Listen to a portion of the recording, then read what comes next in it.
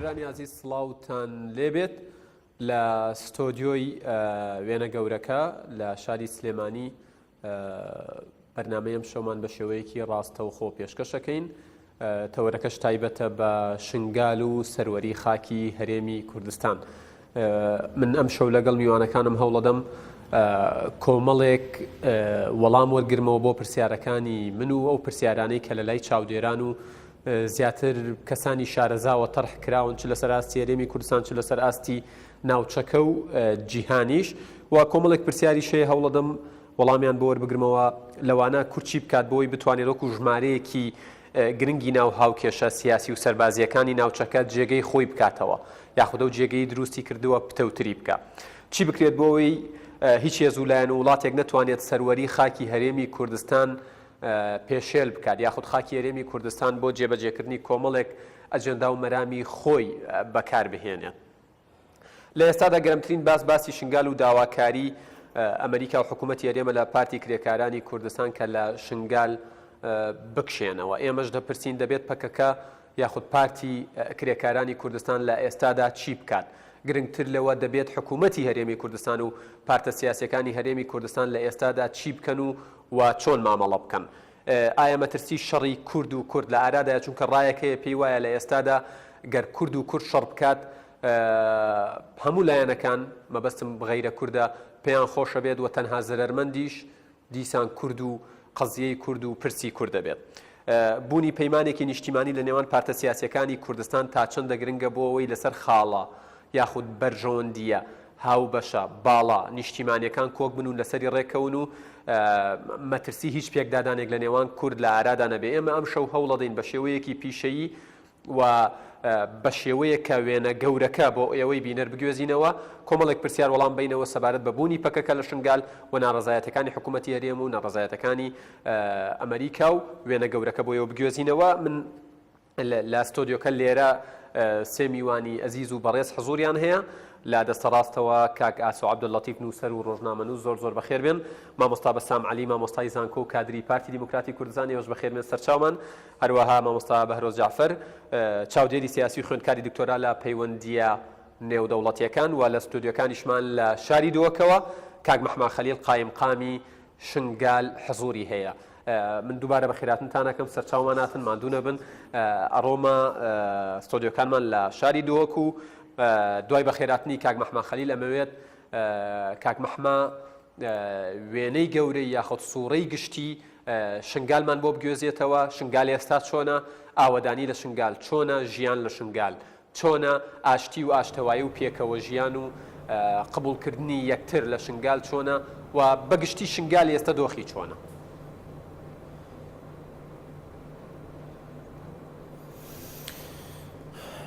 دەم باش بۆ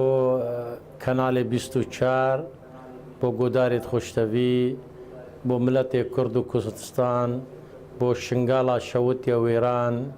بۆ هەموو خەڵکێمە ئینشاڵڵا ساڵا خێرێ بێ و ساڵا 2017 ئابەدانکردنا دەوڵەتا کوردی بێ و ئینشاڵڵا ملەتێک کورد و کوردستانژی ئاڵا خۆ بلندکەوکی هەموو مڵەتە جیهانێ و یۆنامی نیویۆرک. ئازت بێژم شنگال و ملەتی شنگال و قوربانی شنگال لازمە هەمی ملەت و هەموو لایەنگری سیاسی ڕێزگرتنێ لەوێ قوربانیە برن. شنگال لە 85 سەدی وێرانە، 27 گۆڕی کۆمەل باژارێ گۆڕێ کۆمەلە وێ بەرز بێت وەکی 20 سەدێ بێنە ڕزگارکردن گەشتێ 45 گۆڕی بکۆم، 3700 دایک و خوشک، 5000 شەهید و پێشون و شەرمە هەینا، 350,000 پەنابەرمە هەینا، هەموو نالینن ئۆخین هاوار و گازیتکردن ملەتێک کورد و لایەنگرێت کوردستان کە شنگال و قوربانی شنگال البەژەوەندیە هەموو ئینسانیەتێ و تایبەت البەژەوەندیە ملەتێک کورد و کوردستان دەبێ و ئابەدانکردنا دەوڵەتا کوردی و شنگال جیڤەگەرێ سەر هەرێما کوردستان وەکو کە 616 پێشمەرگێت کوردستانێت قەهرەمان لەگەل جەنگاوەرێت چای شنگالێ قوربانی داینە و خاکە شنگال ڕزگارکردنی و بەرخۆدانا شنگال ڕەوسا شنگال ژیانە شنگال گەلەکە قورسە وڵاتێکی وێرانە بارێکی گرانە پێوەستی و هاریکاری بۆ هەمی کەسینە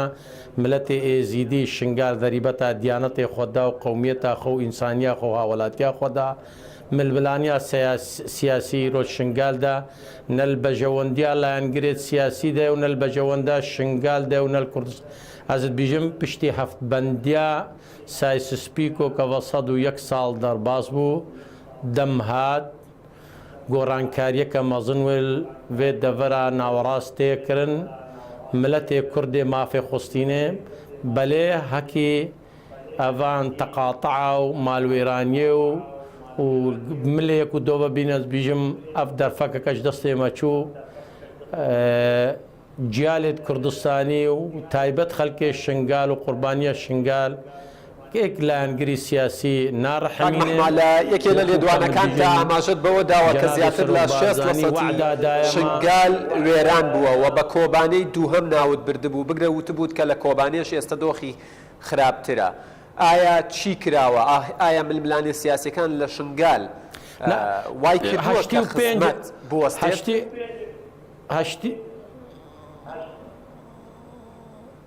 هەشتی و پێنج سەدی شنگال وێران بووە قوربان وەکو کە نمونە زێ بۆتە سەرهژماری دم هەکە بە شەنتەرێ باژارێ شنگالێ 8,105 خانیا هاتیە بووە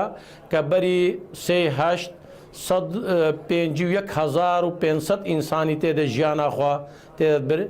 هەتا vێگاوێدا 3,500 خانی بوێران بوونە عرد ویە دیژی نسبەتا زەرارێش هەفتی هەتا پازەیە وەکو کە جەنابی سەرۆک بارزانی دوو جارە سەردانە چای شنگالێ وعددایی کە خاکە شنگال و هەموو خاکە کوردستانی بێتە ڕزگارکردن وەکو ئەف ململانە سیاسی و ئاستەنگێت کە نوها چێت بنل شنگالێ ئەو بووینە ڕێگر ژبەر جینۆسای تا شنگال وەکو کە بەری نوهاشی مایشارەتی بدایی قەزیامە ئێزیدیا جینۆسایتە بامتیاز ژوێکێش ئەمت بیژن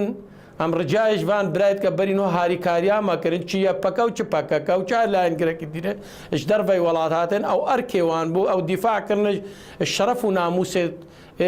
کوردستانی و ملەتی شنگالێ گەلک و گەلەکە مەمنونێ دوان کاک مەحمەحاڵی حازر کێشە و شنگالی بۆ شنگالیا دیاری کراوە خەڵک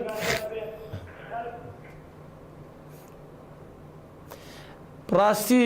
مدوێت ئەس تەوضیحەکێ بدەم بەرێز وەڵامە پرسیاری تا بدەم بەرێز و میوانیت گۆداریت خۆشتەوی و میوانیت قەدرگران ینی وەکوم بیژنە خەلکێ وەکوم بیژنە ڕێکخراوە وەکوم سەردانە دەوڵەتاتکن سەردانە قونسڵخاناتکن سەردانە بایلۆزاتکن ئەم بیژن وەرن شنگالەکە وێران ئاوا بکەن شنگالەکێ جینۆسایتێ جیبەجیبن ڕفاتێت گۆڕێت مەبراکن بیژن هەتا ئەو هێزێت نەت دستوری نەت قانونی و تا قانون دەوراخۆ نەبا ئەم نکارن بێن کار بکنە شنگال مە شنگالیا مەدوێ قانون بێتە ئەبکارینان وەکی مە شنگالیا بەرینەوە دستور ناجح کردی و مە شنگالیا قانون دێ و خصوصن وەکو ئەقلیاتێک کێمەکاتێ دینی ئەم ئەقلیاتێ دینی ئەم دایمەن مە دەوڵەتە مؤسساتات بێ و مە مؤسساتت بێن و مە پێکڤەژیانت بێ و مە قانونت بێ و مە ڕێزگرتنت بێ سیادەتە هەرێما کوردستانی بێتەکردن وەکو کە شنگالجی گۆری مادە 140 گۆری دستوری و گالی مەطلبێ خەڵکی شنگال بەشەکەش هەرێما کوردستان لایە جغرافیڤە لایە سیاسیڤە لایە نەتەویڤە ئەش هەموو دەم و دەوران و چارەنویسا ملەتێ شنگال چو جارە باشقە نەکردە ئەش خەڵکێ کوردستانێش وش بەرخۆدانە چایەت کوردستانێش بێکێژی شنگالیا ناوێ سەر شنگال بێتە سەبەب ئەف ملەتێ ئەف هێزێت کوردی ملێک و دۆوە بین و مشاکلا چێ بکرد دژمن استیفادا وان تشتا بکەن دژمنی بەرمەدەیە ئەم یەک و دۆڤە بمینن دا ئارمانجێت خۆ دەرباز بکرد بەرێ ئەس بیژم ملەتێک کورد و سیاسەتمەدارێت کورد و مسەقفێت کورد و کاریتا شنگال و کاریتا حەلەبچا و ماڵوێرانیا ملەتێک کورد مێسترەش وان هەموو پیلانێت کە دژمنە سەر خاکامەتکە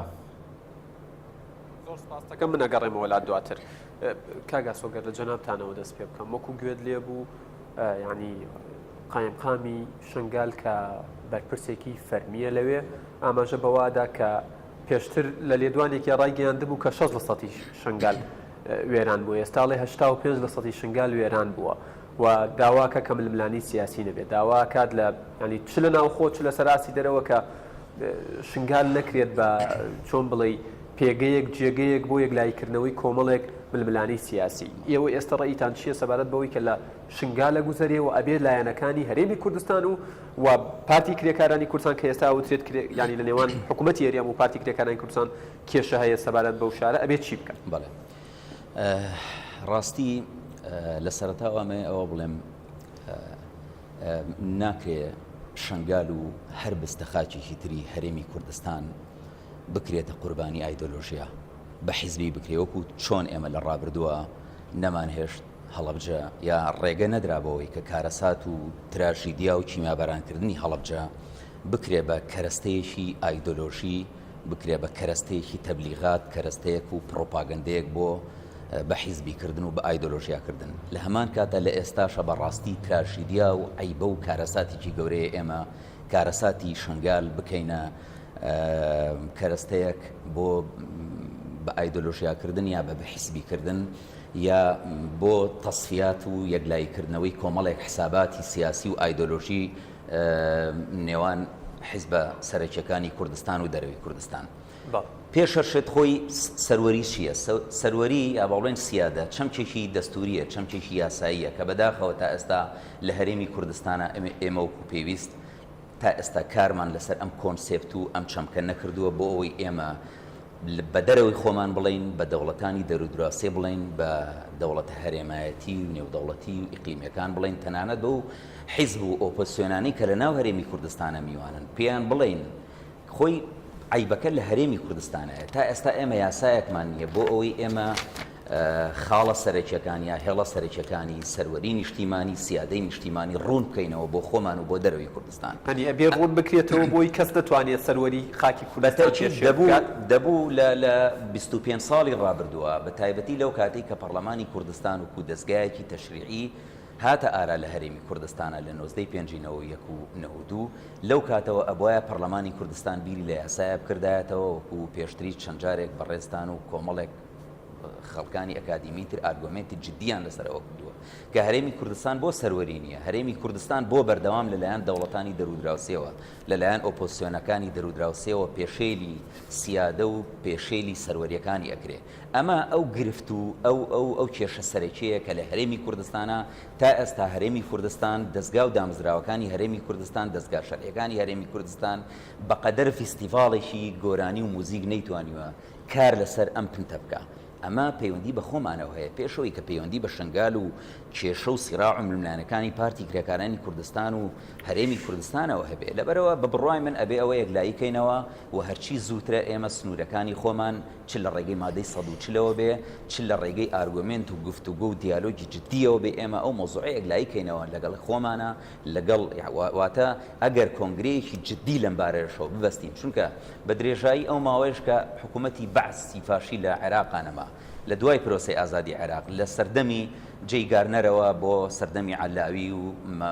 ئیبراهیم جەعفەری و مالیکی و تا بە ئێستای حەیدەر عەبادی و دروستکردنی حەشدی شەعبی و دروستکردنی هیلالی شیعە و کۆی ئەو گۆڕانکاریانەی کە لە ناوچەکەمانە هەیە تا ئێستا ئێمە نازانین سەروەری خاکی هەرێمی کوردستان چییە.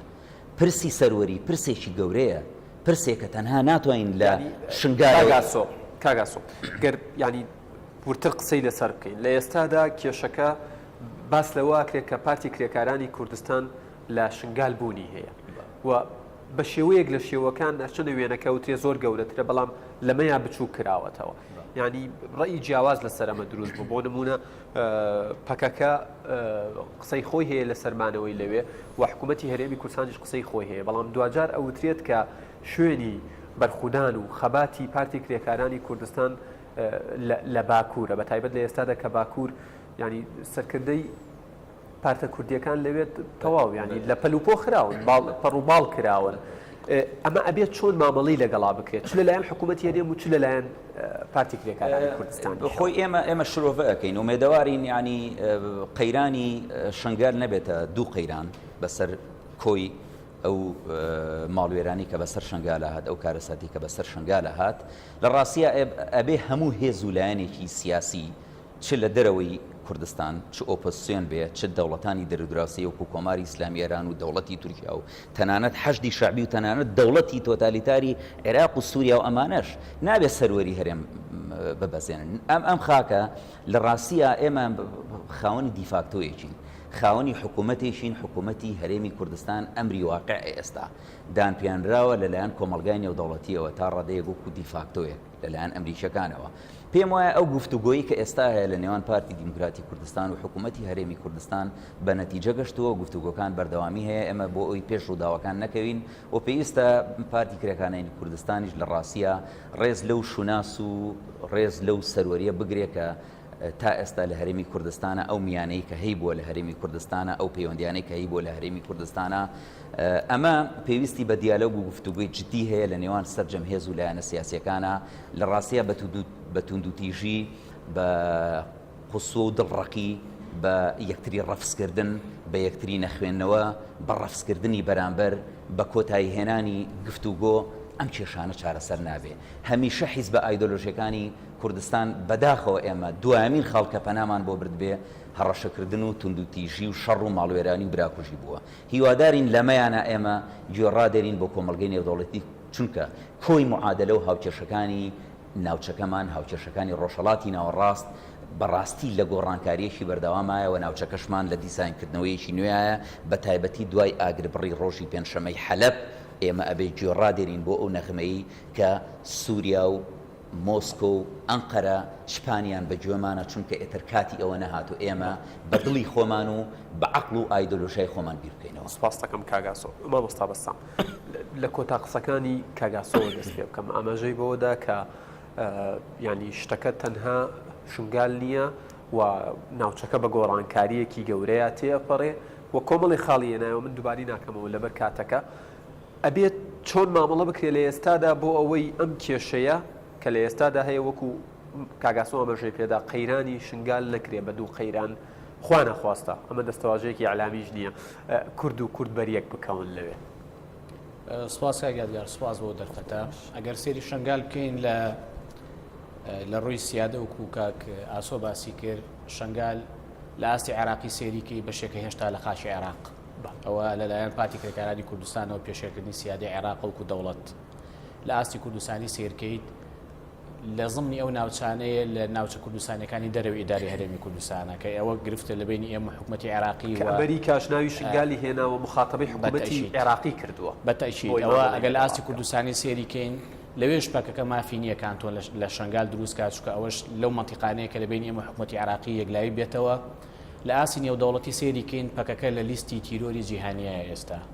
و جۆن کێربی وتەبێژی کۆشکی سپی ئەمریکا بە زۆر بە ڕاشکاوانە وتی لە شنگال پارتی کرێکارانی کوردستان جێگایان نییە و ئەبێت شنگال بەجێ بهێڵن. ئەمە پەیامێکی ڕوونە لە ئاسی نێودەوڵەتی لە زلهێزەکانی دنیاشەوە بۆ پارتی کرێکارانی کوردستان.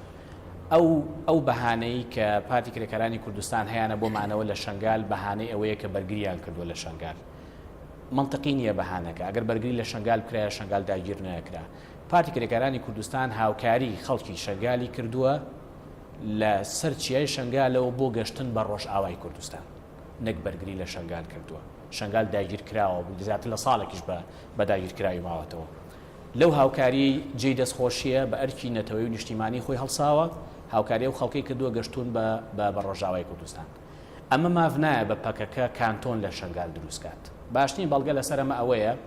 لەو کاتی کۆبانی لە مەترسی داگیرکردنا بوو لەلایەن داعشەوە، هێزی پێشمەرگەی کوردستان بە خاکی تورکیای ڕۆشنە کۆبانی بەرگریشیان کرد، کۆبانیشیان لە داگیرکاری پاراست، بەڵام ئەو مافەیان بەخۆیان نەیە لە کۆبانێ بمێننەوە و بڵێن ئێمە ئەبێت کۆبانێ بەشێک بێ لە باشووری کوردستان و لە هەرێمی کوردستانەوە حکوم بکرێت و کۆبانێ دواتر ڕادستی کوردانی ڕۆژئاوا کرایەوە و ئەو دەسەڵاتی لەوێ حکومیە کرد، ئێستا حکومی کۆبانەیە کات. ئەمە باشترین بەڵگەیە، ناکرێت لە هەمان کاتە کە ئێمە لە ڕۆژاوامان کردووە پەکەکە لە شنگال کانتۆنێک دروستکات بە بیانووی بەرگریکردن. ئەوە خاکی باشووری کوردستانە و ئەگەر بە خاکی باشووری کوردستانی نەزانێت جارێ خاکی عێراق لە ڕووی سیادی نێودەوڵەتی و لەلایەن زلهێزەکانی دنیاوە ئاگادار کراوەتەوە. بۆچی حکوومەتی هەرێمی کوردستان بەر لە حکوومەتی عێراقی هەڵوێستی وەرگرتووە بەرامبەر بەبوونی پارتی کرێکارانی کوردستان لە شنگال؟ پرسیارێکی زۆر جوانە، لەبەرەوەی وێنە گەورەکەت پێڵێم لە وێنە گەورەکە پەکەکە لە شنگال بەشێکە لە ئەجندەیەکی ئیقلیمی شنگال لە ڕووی استراتیژی لە ڕووی جیۆپۆلیتیکی خاڵی بێگەشتنی هیلالی شیعیە لە عێراقەوە بۆ سووریا و ئەوە هێڵێکە لە تەلعفەر شنگال سووریا و ئەو هێڵا بۆ هیلالی شیعی گرنگە و بشمانەوە نەمانەوێت ئەو میحوەرەی لە ئێستاە پشگیری لە پەکەکەکە ئەو میحوەرەیە کە پشگیری لە دروستبوونی هیلالە شیعیەکەکە بۆیە پێویستە ئەو هێڵێکی پارێزراوە بێ بۆ ئەوان لەم کاتا پشگیریەکات و ئەمە نەشاراوەتەوە بەشێک لەو هێزانەی ئێستا لە شنگالن و سەر بە پارتی کرێکارانی کوردستانن خراونەتە ضمنی حەشدی شەعبی و موسە وەرەگرن لە حکومەتی عێراقی ئەگەر حکومەتی عێراق تەنها قسەیان بەڵگەش هەیە نەخێر بەڵگە هەیە نەیان شاردوتەوە هێز هەیە لە شنگال سەر بە حەشدی شەعبیە و زۆر جار قسەی لەسەر کراوە موچیان بۆیە لە بەغاوە بەڕەنگە پرچەک بکرێت لە ئایندەیە ڕەنگە بۆ حکومەتی عێراقی و بۆ مجاملەکردنی ئەو دەوڵەتە ئیقلیمیە بۆ دروستبوونی هیلالی شیعی بۆ ئەوان گرنگتر بێت بەڵام بیرمان نەچێت کاگاسۆ نقطەیەکی زۆر جوانی وروژان لە دەبێت پارتی کرێکارانی کوردستان هەست بەوە بکات کە مەرج نییە ئەم باڵانسی هێزە وەکو خۆی بمێنێتەوە لەم چەند ڕۆژە سەرۆک وەزیرانی تورکیا سەردانی بەغدا دەکات ئەمە ئەبێت پارتی کرێکارانی کوردستان بتەسێ شێڵەیەکی بەشێک لە سەردانەکە ئەوە نییە کە داوا لە حکومەتی عێراقی بکات سیادی خاکی خۆی بپارێزێەوە لە عێراقەوە هێرش نەکرێتە سەر تورکیا و ئەو کاتە بەس شنگال ناگرێتەوە ئەو کاتە قەندیلیش دەگرێتێتەوە قەندیلیش بەشێکە لە خاشی عێراق و بەشێکە لە خاکی باشووری کوردستان مەبەستا بەسام کاگاسۆ لە قسەکانی ئاماژەی بەوە داوتی تا ئێستا ئەو زمانی بەکار هاتووە بەرامبەر بە یەکتر زمانی هەڕەشە بووە ئەبێت زمانی دیالۆگ و لێک تێگەشتن و تەفاهم جێگەی بگرێتەوە ئەبێ حکوومەتی هەرێم وەکو گەورەی باشوور باشە وەکو لایەنێک کە قسە لەسەرەوەکرێک کە پارتی کرێکارانی کوردستان میوانە لە باشوور باشە ئەبێت چۆن مامەڵە بکات پارتی کرێکارانی کوردستان پێی وایە حکومەتی هەرێمی کوردستان میوانە لە شنگال نەک ئەو پێی وایە ئەو میوانە بەڵگە هەیە لەسەر ئەمە لە ڕۆژی هەڵکردنی ئاڵای کوردستان لە چیای شنگال خەریب و شەڕی ناوخۆی لێ بکەوێتەوە لەسەر ئاڵای کوردستان کە قبوڵیان نەکرد ئەو هێزەی لەسەر چیاکە بوو پارتی کرێکارانی کوردستان پێی وایە لە هەر شوێنێک ئەوان مافیان هەیە کانتۆن دروستکەن جار ڕۆژاوایە باکوورە باشوورە و ئەمە تەنها بەرامبەر باشوور نەیان کردووە پارتی کرێکارانی کوردستان ڕێگەیان گرت لە هێزەکانی حیزبی دیموکراتی کوردستانی ئێران کە لە خەباتی سیاسی خۆیان لە ڕۆژهەڵات بەردەوام بن ئەوە لە مێژوێکی زۆر نزیکە پارتی کرێکارانی کوردستان لە ڕۆژئاوا قەدەغەی هەموو هێزە سیاسەکانی تریان کردو ئێستا بگەڕێتەوە بۆ ئەوێ چۆن پارتی کرێکارانی کوردستان ڕێگە بەوە نایات کوردی ڕۆژئاوا پڕچە کراوە لە باشووری کوردستان ئەوێ بگەڕێتەوە بۆ ڕۆژئاوا بەرگری لە ڕۆژئاوا بکات ڕێگەی پێنایە لەشکری ڕۆژ بگەڕێتەوە بۆ ڕۆژئاوا کە خۆیان هاوڵاتی ڕۆژئاوای کوردستانن بەڵام ڕێگە بەخۆیان لە باکوورەوە بێت لە شنگال کانتۆن دروستکات باش ئەمە ئیزدیواجێت پێدەوتم حکوومەتی هەرێمە بێت چی بکە من پێم وایە حکوومەتی هەرێمی کوردستان زۆر پش و درێژ بووە بەرامبەر پارتی کرێکارانی کوردستان لە شنگال و ئەوە ئەگەڕێتەوە بۆ ئەوەی کە لە ئاستی ڕسمی سەرۆک بارزانی شەڕی ناوخۆی کورد و کوردی تەحریم کردووە باش نابێت ئەم شەڕە ڕووباتەوە و ئێستا بارزانی لە چەندین جێگا باڵێ بەتەکید دووپاتی کردوتەوە کە جارێکی دیکە خوێنی کورد لەسەر دەستی کورد ناڕژێت باشە کاک لە چیرەوان بارزانی سەرۆکی حکوومەتی هەرێمی کوردستان لە یەکێ لە قسەکانی ئاماژە بەوادا کە بژاردەی سەربازی بژاردەیەکی ممکنە ڕێ تێچووە کە بەکار بهێنرێ ئایا پەنابردن بۆ ینی هێز و چەک بژاردەیەکی منطقیە لە ئێستادا بە بڕوای جەنابتان ئەوەی جەنابی کاک نەجیروان وتیەوە دوا بژاردەیە حکوومەتی هەرێمی کوردستان زۆر پش و درێژ بۆ بەرامبەر پارتی کرێکارانی کوردستان و ئەوە دوا بژاردەیە لە ئێستاە من پێم وایە لە ئێستاە گفتوگۆ هەیە لە ئێستای آخر تەسریحی بەڕێز مراد خەلیلان ئەڵێت ئێمە ڕێز لە خاچی باشووری کوردستان نەگرین و هێزەکانمان ئەکشێنینەوە لەوێ بەڵام لێرەش کام هێز لەوێ ئەکشێننەوە ئەوان هێزیان لە باکوور و لە قەندیلەوە نەناردۆ بۆ شنگال ئەوان هێزیان لەوێ دروست کردو و بەشێکشیان لە ڕۆژئاوا هێناوە پێویستە تەواوی هێزەکانی خۆیان هێزەکان لە خەڵکی تەواوی هێزەکان کاگیارگار بەس ئەگەر یەک دەقم پێبێ دووشت هەیە زۆر جیاوازە بوونی پارتی کرێکاران لە شوێنێک حکومکردنی شوێنێک لەلایەن پارتی کرێکارانی کوردستان ئەمە دووشتی جیاوازە پارتی کرێکارانی کوردستان وەکو میوان وەکو ئیعلانیان کردو کە ئەوە کانتۆنی شنگالە ئەمە جیاوازە لە بوونی حیزبی دیموکراتی کوردستانی ئێران لە باشوور جیاوازە لە بوونی حیزبەکانی تری میوان هی پارچەکانی تر لە باشوور ئەمانە لە باشوور میوانن بەڵام بەشێک نین لە ڕکابەری پرۆسی دیموکراسی و حیزبی لە هەرێمی کوردستان. زۆر سپاس مامۆستا بەسام مامۆستا بەهرۆز جەنابتان دکتۆرا خوێنە لە پەیوەندە نێو دەوڵەتیەکان ئەمەوێت یعنی وەڵامی ئەو پرسیارم بیتەوە ئەگەر حکوومەتی عێراقی تەنانەت دوای سەردانی کەسانی باڵای حکوومەتی تورکیاش بۆ عێراق ناتنە ژێرباری ئەوەی کە هەڵوێز بەرامبەر پارتی کرێکارانی کوردستان وەربگرن و لە هەمان کاتە وتەبێژی وەزارەتی دەرەوەی ئەمریکا داواکە وەکو مامۆستا بەسامیش ئاماژەی پێدا کە پەکەکە شوێنی نییە لەوێ لە شنگال بمێنێتەوە ئەبێ حکوومەتی هەرێم دیسانەوە دێمەوە سەر ئەو خاڵە حکوومەتی هەرێم ئەبێت چۆن مامەڵە بکە لەگەڵ پارتی کرێکارانی کوردستان و لە بەشی دووەمی پرسیارەکەشم ئەبێ پارتی کرێکارانی کوردستان چۆن تێگەشتنی هەبێت بۆ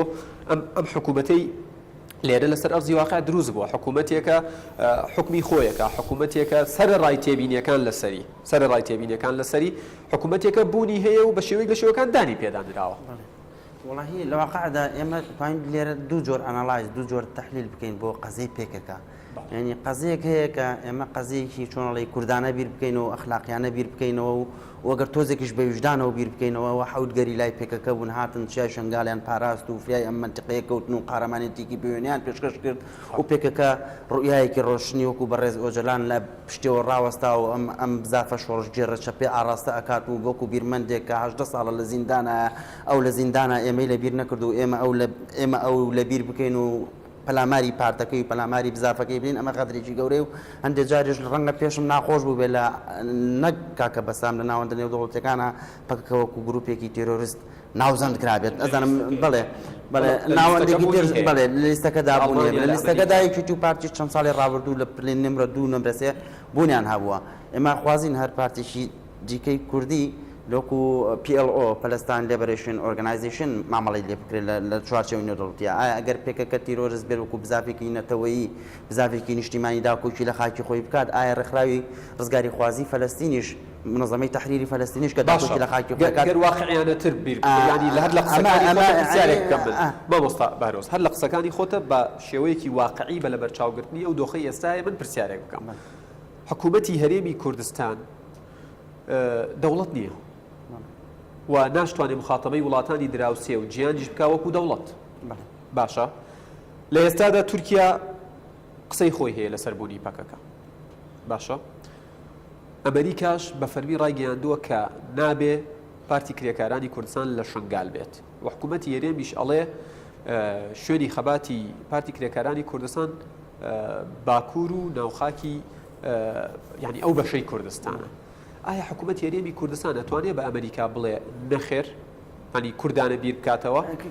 و ئایا پەکەکەش ئەتوانێت بە حکوومەت هەرێم بڵێ من ناڕۆمە دەرەوە چ خەیارێکم بەرامبەر بەکارێنی جار ئەو نمونە هێنمەوە لە ناوەندەکان و یا بە خەڵکی دیکەش ئەڵێم لە باسی دەکەم ئەڵێ مەگەر ئێمە بچین بۆ نەخۆشخانە خوێنی خۆمان فەحس بکەین بزانین ئایا جۆری خوێنەکەمان چییە ئەو جیهازێ بڕیارەیە کە بریتێ بیزائید و یان ئەیزائید من حەز دەکەم ڕەنگە ئەوە زائید بێ بەڵام کە جیهازەکە دەڵێ بیزائیدە لەبەرەوە لە چوارچەوەی تەحلیل و تحلیلکردن لە باری پەیوەندی نێودەوڵەتیەکان یەک زایدن یەک دووەکە ئیتر کە منوتم دووەکە پێکەکە پێی ناخۆشە با پێی ناخۆش بێ پارتی دیموکراتی کوردستان پێی ناخۆشە با پێی ناخۆش بێ من پێم وایە پەکەکە تاوەکو ئێستا نەیتوانێت خەبات بۆ بکات لە ئاستی نێودەوڵەتیە لۆبێکی وا دروست بکات خۆی لە لیستی تۆرۆر دەربهێنێت ئەمە یەک من پێم وایە پێکەکە نەیتوانیوە هەندێک خەسائیس و تایبەتمەندی باشووری کوردستان لەبەر شا بگرێت و لەسەر ئەمە ڕەنگە لەماوەی ڕابردووە تۆزێکیش ئێسکمان گران بوو بێ لایەن کە من گوتو بووم چوارچێوەی نێودەوڵەتی چوارچێوەی ئابووری چوارچێوەی سیاسی چوارچێوەی کۆمەڵایەتی باشووری کوردستان لە پارچەکانی تر جیاوازە بە کورتیەکەی ئەوە بڵێم ناوەندە جیهانیەکان هەرێمی کوردستان وەکو هوتێلێک بەکارهێناوە تاوەکو لێرە و ئینتڵاق بکەن بۆ ناوچەکانی تر ئەوان پێویستیان بە هوتێلەکە بەهێمنی تیا بنوێن پێویستیان بە هوتێلێک نییە لە دەوروبەری ئەم هوتێلە تونند و توژی حونف هەوت دەنگ هەبێت باوەقعکەی بڵن ئەمە لەلایەن راپۆرتێکی وەزارەتی دەرەوەی ئەڵمانیا سەبارەت لە 93ەوە پارتی کرێکارانی کوردستان لە ئەڵمانیا لە لیستی پارتە قەدەغەکراوەکاندایە و هەموو چالاکیەک و بەکارهێنانی ئاڵا و دروشمیان قەدەغە کراوە ئاماژە بەوادن بۆی پارتی کرێکارانی کوردستان لە لیستی تیرۆر بێتە دەرەوە کۆمەڵی خاڵیان ئاماژە پێداوە بەڵام یەکێک لەو خاڵانە کە ئاماژەی پێدەنەوەی ئەڵێن پارتی کرێکارانی کوردستان خۆی بە بەشێک لەو هاوپەیمانێتی نێودەوڵەتی ئەزانێت کە دش بە ڕوبەڕووی داعش بۆتەوە و دش بە داعش ئیشەکە باشە هێزی پێشمەرگەی کوردستان گەر بچێتە ناو مووسڵەوە مووسڵ دەستیە بێ لە ڕزگارکردنی مووسڵ ئایا ئەبێ ئەوێ داگیرکە مامۆستا ئاماژەی بە کۆبانێدا ئایا پارتی کرێکارانی کوردستانیش دەوری هەبووە لەوەی کە شنگال ئازاد بکرێتەوە و ڕزگار بکرێتەوە ئەبێ چۆن مامەڵە بکات گەجان ئەوە بە ئێمە کاتی بەرنامەکە بەەوە نەکوژین پەکەکە تیرۆریستە و لە چوارچەوەی دەستوری عێراقدا هاتووە هیچ هێزێک لە دەرەوەی خاکی عێراق بێتە ناو خاکی عێراقەوە یێرش بکاتە سەر هێزێکی بێگانی و تورکیا ئەمە لە دەستوری عێراقیدا هاتووە یاسا تهدید کراوە چه پێویست ناکە لە هەرێمی کوردستانیش یاسا بۆ سیادا دەرکرابێنە لەبەروی حکوومەتی مرکزی هەیە و لەوێ دەستور هەیە و دەستوریش دایکی یاساکانە و پێویستە مامەڵەی لەگەڵا بکەین لەو چوارچەوەیە ئەمە ینی لێرە نقطەیەکی دەبێن و بێنە سەر دێڕێکی تازە بابەتەکە ئەوە نییە بابەتەکە ئەوەیە ئێمە دەبێت لەسەر چەند ئاستێک لەسەر چەند لیڤڵێک ئێمە تحلیلی ئەم مەوزوعانە بکەین لیڤڵێک کە پێویستە بە داینامیکێتی گۆڕڕانکاریە ئەمنی و سیاسەکانی ڕۆژهەڵاتی ناوەڕاستەوە کە زۆر بە خێرایەتی ئەپەڕێن ئێمە مانگی ڕابردوو بەشداریمان کرد لە کۆنفرانسی وزەی جیهانی لە ئەنقەرە باشە لە کۆتایی کۆنفرانسەکە ئیمێڵێک بۆیە ماتۆ لە حکوومەتی تورکیا ناتوانێت پێشبینی بۆ ڕووداوەکانی ڕۆژهەڵاتی ناوەڕاست بکە لەبەروی زۆر بە خێرایی ڕۆئەدەن و تەوسەیری کە حکوومەتێک بەو گەورەی خۆیەوە کە لە 623 ساڵ لەسەر چۆنەڵی خلافەتێک و ئیمپراتۆریەتێکی گەورەیە بۆ لە منتیقەکەدا ناتوانێت پێشبینی تەواو بۆ ئەبێ چی بکرێت ئەبێ چی ئاستێک دەبێت ئێمە لە داینان لە چوارچێوەی کورجێگەی خۆی بکاتەوە لە گۆڕانکاریە کاکە یادگار من قسەکانم تۆزێک تەواو بکەم ینی بۆی پەیامەکەم بگات ئاستێک لە سەر ئاستی داینامیکێتی ڕووداوەکانی ڕۆژهەڵاتی ناوەڕاست و هێزە ئیقلیمەکانە ئێمە تەحلیلی بۆ بکەین ئاستێکی تر ئاستێکی ئابووریە کە بریتە لە هێڵەکانی وزە و هێڵی غازی سروشتی بە تایبەتی لە قەتەرەوە یانەوە بە سووریای ببەن و لە هەرێمی کوردستانەوە گەشتۆتە سەر بەحریە بێزی متەوەسیت ئەم ئاستا کە پێکەکەت لە ماوەی ڕابردووە گوترا مەترسی لەسەر دروست کرد ئاستی سێهەمیان بریتە لە ئاستی یەکڕیزی ناوماڵی کوردی کە پێویستە چ جۆرە خیتابێکمان هەبێت چ جۆرە خیتابێک خزمەت بە بەو سیادەیەکە وەکو کاکە ئاسۆ باسی کرد من قسە لەسەر ئاستی یەکەمیان ئەەکەم کە ئەوە سووریا رووسیا ئێران ڕێککەوتون لەسەر ئەوەی کە ئایندەی سووریا یەکلایی بکەن و چارەنووسی سووریان یەکلایی بێت ئێمە دەبێت لێرەیە بین خەمێکی کوردانە هەڵبژێرین خەم لە کچ و کوڕەکانی ڕۆژاوا بخۆین یاخۆت بین دەستکەین بە شەڕتەخوین و پەلاماردانی یەکتری لەم کاتەیە من پێم وایە ناوەندە ئیقلیمیەکان و ناوەندە جیهانیەکان و ناوەندە نێودەوڵەتەکان بەرەو سازان چوون من قەنەعەتم وایە لە ڕەنگە لە ئایندەیەکی نزیکە ئەسەد و ئەردۆگانیش لە ئەنقەرە بێت یاخود لە رووسیا بێت یا لە هەر شوێنێکی دیکە بێدانشێت بەڵام ناوەندە کوردیەکان هەستەکەم بەرەو یەکترازان خۆیان ئامادە نەکردووە خۆیان ئامادە نەکردووە زۆر سپاس دەکەم بێگومان من دێمە وڵاتان بۆی پرسیاری دیکەتان لێ بکەم کاک مەحمە ئەمەوێ پرسیاری ئەوە بکەم مراد قەرەیلان کە ئەندامی دەستەی سەرکردایەتی پارتی کرێکارانی کوردستانە بە دەنگی ئەمریکای ڕاگەیاندووە پەکەکە بڕیاری کشانەوەی لە شنگال داوە ئایا لە ئێستادا پارتی کرێکارانی کوردستان هیچ جوڵەیەکیان بە ئاراستەی کشانەوە لە شنگال داوە چونکە هەر قەرەیلان سەرسوڕمانی خۆی لە وتەکانی سەرۆکی حکوومەتی هەرێمی کوردستانیش دەربڕیوە کە ئاماژەی بەوە داوە کە ڕەنگە هێز بەکاربێنن ئەڵێت جاری یەکەمە کە ئەمە ئاشکرا دەکەم ئێمە پێشتر لە دانوستانەکانماندا بڕیاری کشانەوەی هێزەکانی هەپەگەمان لە شنگال بە حکوومەتی هەرێم ڕاگەیاندبوو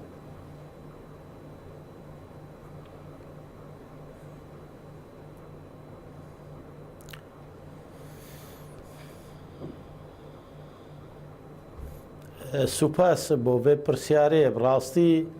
هەتان هۆمە سەر عەردێ نەدیتە پێنگاف هاتینە ئاویتن کە پەکەکە و ئەو هێزیت کە هاتینە چێکرد سەردەستێ پەکەکەی شنگال هاتینە خاکی شنگال چۆلکردنە بەڵام ئەمبەری vê قسەی بەرێز مراد قەرەیلان بنێرن کە چان فشارەکە دەولی هاتیەکردن چێ ڕێکخراوی ناودەوڵەتی و چ وزارەتی دەرەوەی ئەمریکا و چ کۆنگریسی ئەمریکی و چ دووەلیت هەوپەیمانیت کە بەشداری ڕزگارکردنی خاکی عێراقی هاتێکردن کە هەمووە داوا کردە کە شنگال و قەدیا شنگال بووە قەدیەکە جیهانی ئەوەژی پشتەوانیا خەڵکی هەرێما کوردستانی و جەنابی سەرۆک بارزانیا و قوربانیە شنگالن وەکو کە حکوومەتە عێراقێژی ڕێزگرتن دستور کردە کە عەلەنی عەبادیژی گوت و کە وزارەتی عراقی هەموو بژن لازمە چاوەبەرینەوە داوا الهێزت ئەمریکا کرد 2011 بەرلەمان بریارێکدا داوا المنظمة مجاهدي خلق کرد کە هەیە خاکی عراقی چۆڵ بکە داوا کرینە قواتی تورکی کە خاکی عراقی چۆڵ بکە ئیرۆژی وانژی داوا کریە کە هەتانەوە شنگال بەشەکەش پارێزگەها مووسڵکە پارێزگەها مووسڵ و حکوومەتە تشریعی و تەنفیزی المووسڵ بنامەکە فەرمی وەکو ئیدارا شنگاژی کەم بەشەکەش حکوومەتە فدرال و کە حکوومەتە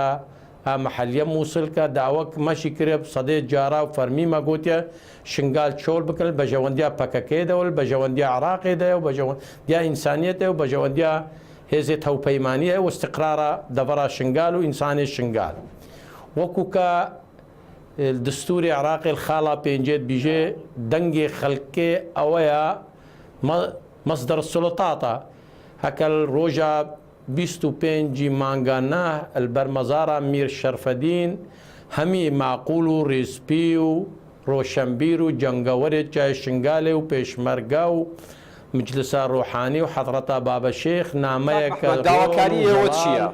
گەهاندە ئێوە چ داواکاری متەطەلباتی ئێوە لە حکوومەتی هەرێمی کوردستان و پارتی کرێکارانی کوردستان لە ئێستادا چییە؟ داوای ما شنگال چۆڵ بکن دەمها دا شنگال جینۆسایتی خوا بینێت و دا شنگال بێتە ئاوادانکردن و دا ئاوارەی و پەنابەری مە و خەڵکێکی هەژار و سبیل بەگەریە سەرمال و حاڵی خۆ دا ڕەواندنی کەچا و زارۆکان نەیتەکردن مەترسیەکە مەزن هەیە بۆچی شنگالی بە ناگەرینە ماڵ و حاڵێت خوا لێنە شنگالی نەت مستەقرن هەتانەوە شنگالی خەڵکێ شنگال چ ئێزیدی و چ بسلمان و چ کریسیان خەڵکێ شنگال دوێ پێک بە ژیانە خۆ بکە بڕێکا قانونێ بڕێکا دستورێ بڕێکا شنگالیەتێ بەڵێم نەویرن بەگەرینە سەر دەڤەرا خۆ و ماڵ و حاڵێ خۆش بەرکەرە فێزێ نەت دستوری نەت شەرعی نەت قانونی لێ دەڤەرێ پەیدا بووە و ململانەکە سیاسیت کرد و نەهلن جینۆسایتا شنگال چێ بێ و نەهلن گۆڕێ بکۆم ڕفاتێ دوانم بەگەری نەهل ئاوادانکردنا شنگال ئەف ناما خەڵکێ شنگالە وەکی حەقی خودێ و حەقی هاوڵاتی و حەقی دەبرا پارتی کرێکارانی کوردستان بۆچی ڕێگرە لەوەی کە شنگال ئاوادان بکرێتەوە بۆچی ڕێگرە لەوەی کە شنگال بە ینی ئەوەی بەسەر شنگالە هاتووە بە جینۆسایت ئەوەی بەسەر شنگال و وێزدیەکان هاتووە بە جینۆسایت بناسێنرێت لە چیە ڕێگرە گەر زیاتر بۆمان ڕوون بکەیتەوە ئەم داوێتکن نامامە ڕۆنە و زەڵالە مەدوێ ئینسانی شنگال استقرار ببێ مەدوێ دەڤەرا شنگال مەدوێ شنگال نەبێت جهێ دۆڵە قوتانە شەڕی لێنەوەی دەولەت هەرێمی محاولێت کرد شنگال بێتە جهێ دۆڵە قوتانە شەڕی نێو ماڵا کوردی یا دیترێژی هەندێک دەوڵەتە دەبێت و هەندێکاش لایەنگرا دەبێت جینۆسایتا شنگال هەکە جینۆسایتا شنگال جی بەجیهات ئێک نکارێت تجاوزێ نەسەر خەڵکی شنگال بێتەکردن و نەسەر خاکە شنگال بێتەکردن و ئەوەیەشی وعدێ کاکنێ چیروان بارزانی وعدێ جەنابێ سەرۆک بارزانی وەکی سەردانەش چای شنگالێکری کە وعددا دیفاعی بکن و پێنگاوا باگن و بەڕەوانیە بکن کە جینۆسایتا شنگال جیبەجی بێتەکردن لێنە ملەتێ ئێزیدی هەرست 10 هەتا 15 ساڵە جینۆسای ئەم بەرمایەت 74 فەرمانە شەرمە ئیرۆ ئاگرم ماڵا مەکەفتیا یەکی هاتیە هاریکاری شاری مەکریە تەنەکەیەکی ئاڤێل ماڵا مەکریە بیژێ وەڵی کاڤلێ وەی وێران ئەمێ جێ خۆ تێدە خۆش کرد ئەرێ برا هەتانەوە شینا مال دیارە سوپاس بۆوە و شەهیددان و خوێندان ئەف ئەرکێ ماڵا کوردیا ئەخلاقی ماڵا کوردیا سبە مەژی دوینێ کۆبانێەوە کرد سبەل ئامەدێ و مدیادێ و وێوانەیە هەکە محتاج و ئەم شکێچنە وێ دەرێ بەڵێم ئەمێ بیژن ئیرۆ شنگال نەمحتاجی خدماتێت وەیە شنگال محتاجی هاریکاریا وەیە کە ئیرۆ 8,000 پێشمەرگە سەر دەستێ جەنابێ سەرۆک بەرزانیش خەڵکێ شنگال ئێلەکە دیفاعی هاتێ دانین و بەڕەبانیا شنگالکن و ڕۆژانە خوێنێت ڕێژن وێ هێلا دیفاعی دەمەنەدیەکی دیترێت دیفاعکرێت غێر هێزێت کوردستانیش غێر هێزێت پێشمەرگە و فەرماندا چای شنگالێ و خەڵکێ شنگال کاگاسۆ گەر دیسانەوە بینەوە سەر یان یەکێ لە خاڵە گرنگەکان ئەوەیە کە ئاماژەت بەوەدا کە بێ پارتی کرێکارانی کوردستان ڕێز لە هەرێمی کوردستان بگرێت ینی قسەیەک لەسەرەوەیە کە هەرێمی کوردستان خۆی لە خۆیان دۆخی زۆر باش نییە ینی پارتە سیاسەکان ڕاستە ینی ئەوە بڕیارە گەڕی دووەمی کۆبوونەوەکان دەست پێ بکاتەوە بەڵام تا ئێستا ئێمە پەیمانێکی نیشتیمانیمان نییە کە کۆک بین لەسەری سەرڕای ئەوەی کە دژی یەکتر بین یاخود نەیاری یەکتر بین بەڵام لەسەر و خاڵە هاوبەشانە یەک دەنگمان هەبێت ینی ئەبێت پارتی کرێکارانی کوردستان چۆن مامەڵە بکات چونکە بە شێوەیەک لە شێوەکان ینی چ لەلایەن ینی پەکەکەەوە هەڕەشاکرێت لەلایەن حکوومەت هێرێمیشەوە هەڕەشاکرێت ئایا ئەمە وەکومەوە سەبەسامیش ئاماژەی پێداڵێت زۆر پشو درێژ بووە من لێدوانی نزیکی 2 ساڵ پێش ئێستای بەرپرسانی حکوومەت هێرێمی کوردستانم لایە داوا لە پەکەکەکەن کە شنگال چۆڵ بکات بەڵام ئەو 2017 و هێشتا نفسی قسە دووبارەکرێتەوە بە دڵنیاییەوە ڕاستی ئەبێ چاوەڕانی ئەو دەرەنجامی گفتوگۆکانی دانوستانە نهێنیەکانی بینی حکوومەتی هەرێمی کوردستان و قەندیل بکەین و نەتیجەی ئەو لێدوانەی مڕاد قەریلان ئەندامی کۆنسەی سەرۆکایەتی پەکەکە بابزین نەتیجەکەی بە شوێگات چونکە ئێمە لێرەدا هیچ کامان ئەندام و نوێنەری پارتی کرێکاران نین تا وەڵامگۆی ئەو دۆخە بینەوە کە ئێستا لە شنگال هەیە بەڵام بە کۆی گشتی بە بڕای من ململانەکە لە ڕاستیە تەنها ململانێ نیە لە نێوان پارتی کرێکارانی کوردستان و شنگال و حکوومەتی هەرێمی کوردستانە بەشێکی پەیوەندی بەو سیاقەوە هەیە بەو کۆنسێپتەوە هەیە کە ئێمە هێشتا تێنەگەشتوین لە گوتار و ئەجێندای ئەمریکیەکان و ڕووسیەکان لە ناوچەکەی ئێمە لە ڕۆژهەڵاتی ناوەڕاستە یەک تێکچوونی جەمسەرەکان ڕوویاوە لە چەند هەفتەی ڕابردوودا ئێمە تا ئێستا لە نەتیجەی ئەمە نەمانزانیوە ئەم جەمسەرانە ئەمریکا بۆ کرایە دەرەوە لە حەلەب بۆ شکستی خوارد لە ئەجێندای سووریا ئەنقەرە تا دوێنێ بوو دژی بەشار ئەسەد بوو ئێستا بۆ بوویە هاوپەیمانی بەشار ئەسەد لەگەڵ مۆسکۆ و ئێرانە لە ڕاستیە ئێمە بە هیچ شێوەیەک نەمانتوانیوە تا ئەم لەحزەیە خوێندنەوە بکەین بۆ دۆخی سەرجەم ئەو ئەجێندا سیاسیانەی ئەوە هەیە کە کێکی سووریا بەر رووسیا کەوتووە و کێکی عێراقش دیسان بەست بەر ئەمریکا کەوتەوە ئەمە دووەم کورد تا ئێستا ڕوانگایەکی سیاسی میتۆدێکی سیاسیمان نییە بۆ مامەڵەکردن لەگەڵ ئەوەی ئایا ئەگەر پێشێری سیادەی هەرێمی کوردستان بکرێت ئێمە بە چ چەمچێکی سیاسی و دەستوری مامەڵە بکەین لەگەڵ ئەو دۆخە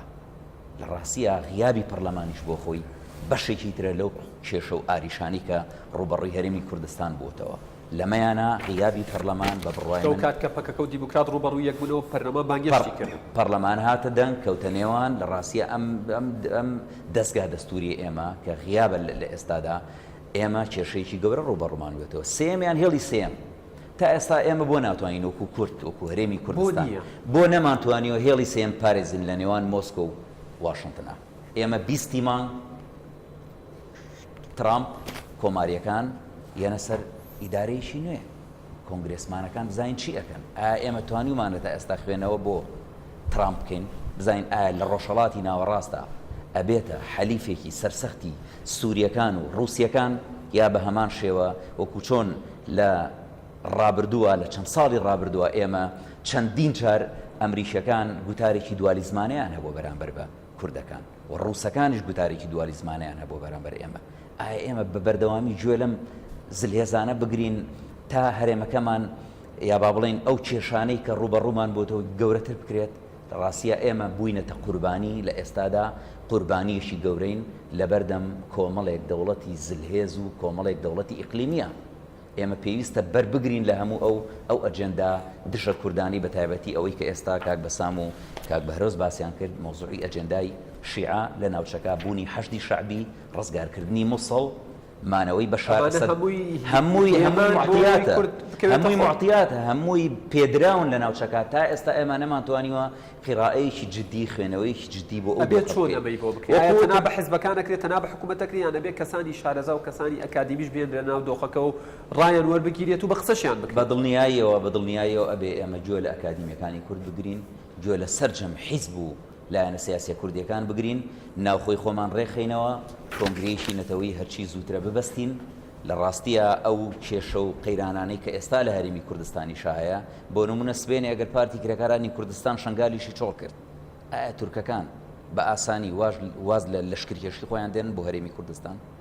ئەمە پرسیارێکە پێویستە وەڵامی جددی بینەوە. مامۆستا بەستان یعنی دیسانەوە لە کۆتا قسەی کاگاسەوە دەست پێ کەمەڵێت ینی ئایا کێشەکە پەکەکەیە یاخود لە پەکەکە بچوو کراوەتەوە کێشەکە گەورەترەوە بێ کورد خۆی حازرکا بۆ قۆناغی بەتایبەت قۆناغی دوای ینی مووسڵ لە دوای داعش با بڵین ینی ئەم باس لە واکرێ ئەگەر کورد من لە هەفتەی پێشوش لە بەرنامەی باسی ڕۆژە دیسان بوونا لەگەڵ چەند میوانێکی بەڕێزە گفتوگۆی ئەوەمان کرد کە کورد ئەگەر پەیمانێکی نیشتیمانی نەبێت و نێوماڵی خۆی ڕێک نەخاتەوە و کێشەکانی خۆی بەڕێککەوتن هیچ نەبێت سڕ نەکات تا قۆناغی دواتر ڕەنگە کوردیسان بێبەش بێت و ڕەنگە ئەم چانسەی 100 ساڵی دیکەش بۆ دروست نەبێتەوە. هەر تەوزیحێکی خێرا بۆ قسێکی پێشتر من نەموت بەکە ڕێکخراوی تیرۆریستی وتم لە لیستی تیرۆری جیهانیە و فشارێکی زۆر لەسەر سەرکردایەتی سیاسی کوردستان هەبووە لە چەند قۆناغێکی مێژووی کە پەکە بە پارتێکی تیرۆریستی بناسیێنێ و نەچوونە بنباری ئەوە و تا ئەو لەحظەی کە ئێمەشتیان پەکە بە ڕێکخراوێکی تیرۆریستی لەلایەن هیچ حیزبێکی سیاسی کوردیەوە نەناسیراوە لە باشووریش. دوو پەکەکە بەشێک نییە لە هاوپەیمانی نێودەوڵەتی دژی داعش. پەکەکە جاڵام تەوزیحی کەم لە ڕۆژاوای کوردستان پەیەدا بەشێک بووە لە هاوپەیمانی نیشتیمانی هاوپەیمانی نێودەوڵەتی دژی داعش. لە عێراق پەکەکە بەشێک نییە لە هاوپەیمانی نێودەوڵەتی دژی داعش و لە هیچ شوێنێک لە ئاستی ڕسمی بە هیچ شێوەیەک و حاڵتە نەکراوە و ئەمەش یەکێ بوو لە هۆکارانی ڕێگە و پارتی کرێکارانی کوردستان نەدرا بەشداری شەڕی ئازادکردنی مووسڵ بکەن و بەشێک نین لە هاوپەیمانی نێودەوڵەتی. لەوەی کە لە پەکەکە بچوو کراوە تۆ پێم وایە پەکەکەش وەکو هێزێکی سیاسی تر بەشێکە لە پلانی یەکێک لە جەمسەرەکان بەشێکە لە پاکێجی یەکێک لەو جەمسەرانی کە ئێستا لە ناوچەکە هەوڵی هەژمونی خۆیانێن. پەکەکە بەشێکە لەم حاڵەتە ئەوەی کاگاسۆ باسی کرد کە یاسایەکە بێ ڕێگری لێ بکات ئەگە پەرلەمانی کوردستانیش لە ئێستاە لە کارکەوت بێ و کارەکانی خۆی نەکا ئێمە یاسای پارتە سیاسیەکانمان هەیە لە هەرێمی کوردستان یاسای ئەحزابی سیاسیمان هەیە لە هەرێمی کوردستان بەپی کاکبەرۆزی ئاماژەی پێکرد بەپی ئەو یاسایە پارتی کرێکەرانی کوردستان و هەر هێزێکی تر کە هێزی کە سەر باشووری کوردستانی یا بە شێوەیەکی تر بیڵێم هێزێکی عێراقینین حیزبێکی عێراقینین بەشێکنین لە هاوڵاتی عێراقینین ئەمانە میوانن لەسەر خاکی کوردستان تەنها میوانن لەسەر خاکی کوردستان و بۆیان نییە کێبڕچەی سیاسی بکەن لەگەڵ پارتەکانی تر. لە ئێستاە پارتی کرێکارانی کوردستان چی بکە بەڕای من باشترین چارەسەر ئەوەیە پارتی کرێکارانی کوردستان لە ئێستاە تەرکیز بکە لەسەر خەباتی سیاسی خۆی لە باکوور و لێگەڕێ لە باشوور بۆ کوردانی باشوور لێگەڕێ لە ڕۆژهەڵات بۆ کوردانی ڕۆژهەڵات و لە ڕۆژئاواش بەڕاستی پێویستە بەشداری بەسەر جەم پارتە سیاسیەکانی تر بکە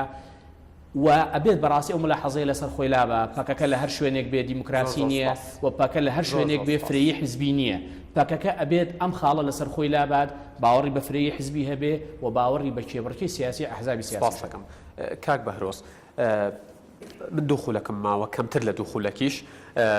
کاتەکە چکە چوار میوانی تیابوو هەروە بێت بەد لەوێ ڕامگرتی کە باسی یەکڕێزی نێوماڵی کوردت کرد یەکڕێزی نێوماڵی کورد تا چەندە گرنگە لە مامەڵەکردن لەگەڵ پەکەکەش لەم قۆناغا بۆی ینی بە ئارامی دۆخەکە تێپەڕێن و ئەوەی حکوومەتی هەرێمی شەیەوێت و ئەوەی ینی وڵاتە زلێزەکانی شەیانەوێت لە ئێستادا ڕووبدات لە ناوچەکە. بەداخەوە ئێستا پەکەکەوە لە پارتی دیموکراتی کوردستان ئەڕوانێت کە مندوب و نوێنەری تورکیا لە هەرێمی کوردستان و بە چۆنەڵی بە قسە وخواسی تورکیا دژایەتی پێکەکە ئەکات لەم ناوچەیە و بە هەمان شێوە پارتی دیموکراتی کوردستان ژوا لە پێکەکە ئەڕوانێت بەشێکە لە مەنزومە و ئەجەندەی ئێرانی و بەشێکە لە حەشدی شەعبی جێگیر کراوە لە چای شەنگال. من قەنەعەتم وایە کات بۆ نەکوژین بخوازین یان نەخوازین پێکەکە دەبێت چۆڵ بکە یا چۆڵ نەکا. من قەنەعەتم وایە لە هەفتەی ئایندە پێکەکە بڕیاری چۆڵکردنی شەنگال یەکلایی ئەکاتەوە ئەڕوات چکە پەکەکە خۆی ناخاتە شەڕێکی وا گەورە و کە شەڕی ئەو نییە و مەسەلەی چای شەنگال زۆر لە پەکەکە و پارتی و حکوومەتی هەرێم و بەغداش گەورەترە. ئەم لعبەیە بۆ ئەوەیە لە ناوچەی موسڵمان منتیقەی کە ئامین دروست بکەن بۆ ئەوەیە کە تورکیا جارێکی دیکەش بڕینی بیانووی تورکیاشە لەلایەکەوە ئەگەر پەکەکە چای شەنگال چۆڵ بکات چکە ئەگەر پەکەکە لە چای شەنگال بێت ڕەنگە لە ئایندەیەکدا لە قەزەی یەکلای بوونەی موسڵدا تورکیاش جارێکی ترکە موسڵ ویلایەتێک بۆ لە ویلایەتەکانی دەوڵەتی عوسمانی وسور بێ لەسەروی داوای موسڵ بکات. بۆیە ئەمە بڕینی جۆرێکە لە بیانووی تورکیاش بۆی کە داوای ویلایەتی موسڵ نەکات. من قەنەعەتم وایە ئەگەر قسەی ئاخیرم بێت ئەمەی کە ئەیبینین بریتە لە تەحویلکردنی شەڕ لە سووریا و بۆ عێراق ئیتری هێدی ئەمە شەڕەکان دەبینین لە عێراق هەموو وەفدەی کە ئێستا سبەینی هۆڵام دێتە ئێرە وەزیری خارجی ئێران سەردانی بەغدا ئاکات بۆ ئەوەیە کە ڕێککەوتن نییە بۆ ئەوەیە وەکو تێستێک لە واقعەکە تێبگەن بۆی بزان هەموو هێزی ئیقلیمیەکان چۆنی مامەڵە لەگەڵ وەزعی مووسڵ و ئایندەی مۆسڵا بکەن لەم ناوچەیە من داوای لێبوردنەکەم ئەگەر قسەتان ما بێت و کاتەکە ڕێگەی پێ نەدابێتن بیکەن. سپاس بۆ کاگاسۆ عەبدولەتیف، سپاس بۆ مامۆستا بەسام عەلی، سپاس بۆ مامۆستا بەهرۆز جعفەر، سپاس بۆ قائیم قامی شنگال کاک محمد خەلیل کە لە دهۆکەوە لەگەڵمان بوو، بینەرانی عزیز ڕێزی یادگار فایق و تەواوی مستافە جوانە لە شاری سلێمانی و شاری هەولێر قبول بکەن تا بەرنامەیەکی دیکە بەخواتان ئەسپێرم و ماڵتان هەمیشە ئاوادان بێت. لە خۆشییا بن.